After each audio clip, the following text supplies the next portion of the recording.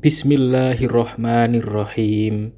Qala mu'alifu rahimallahu ta'ala wa nafa'ana bihi wa bi'ulumihi fi dharaini. Amin ya rabbal alamin. Sahabat, tanda-tanda kiamat kubro yang ke-8 adalah keluarnya dabah atau binatang melata. Allah berfirman, "Dan apabila perkataan telah jatuh atas mereka, kami keluarkan sejenis binatang melata dari bumi yang akan mengatakan kepada mereka, sesungguhnya manusia dahulu tidak yakin kepada ayat-ayat kami." Quran Surat An-Naml ayat 82. Terbit matahari dari barat dan keluarnya dabah atau binatang melata adalah dua tanda yang saling bertemu atau beriringan. Jika salah satunya keluar lebih dulu, yang lain akan menyusul. Binatang tersebut tentu tidak seperti binatang-binatang bumi dan tidak mungkin sama kecuali hanya namanya saja, karena binatang ini memiliki sifat-sifat dan keistimewaan yang banyak sekali. Binatang ini tentunya mempunyai bentuk yang besar sekali sehingga mampu menempuh berbagai jarak dengan sangat cepat. Selain itu, Allah memberinya ilmu sehingga mampu mengetahui mana yang kafir di antara orang mukmin dan mana yang mukmin di antara orang kafir.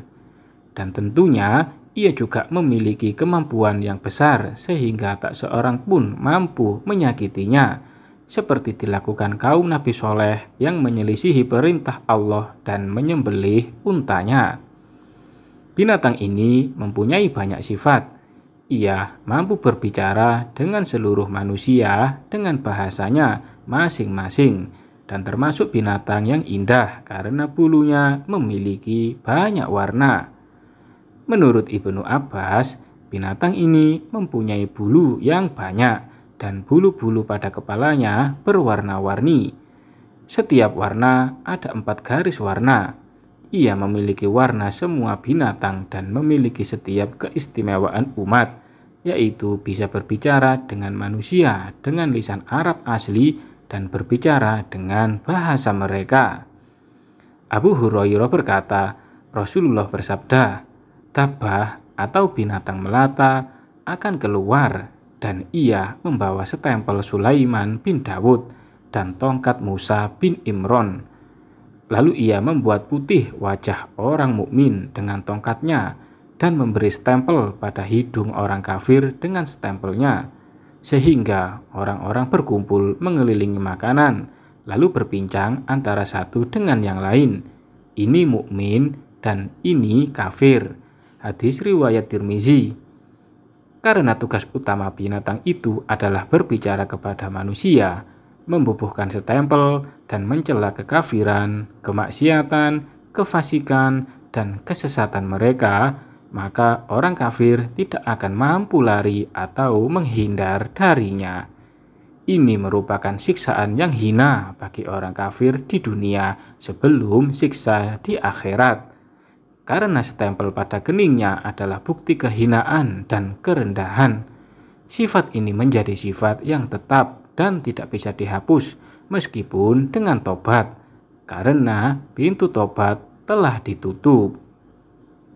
Sementara itu, tanda-tanda kiamat kubro yang ke-9 adalah keusangan Islam dan pengangkatan mushaf.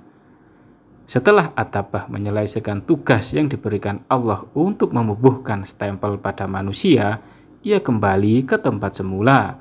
Mulailah Islam dan keimanan berkurang sedikit demi sedikit. Kebanyakan orang mukmin yang distempel oleh Tabah tersebut meninggal sehingga hanya tersisa sedikit saja, atau hanya tersisa orang-orang yang lemah imannya sehingga mereka menyia-nyiakan sholat, puasa, haji, sedekah, dan semua syariat Islam. Abu Hurairah dan Huzaifah bin Yaman berkata, Rasulullah bersabda, Al-Quran akan diangkat pada suatu malam sehingga ketika pagi hari tidak ada satu ayat atau huruf pun di lubuk hati orang muslim kecuali dihapus. Hadis riwayat Ad-Dailami.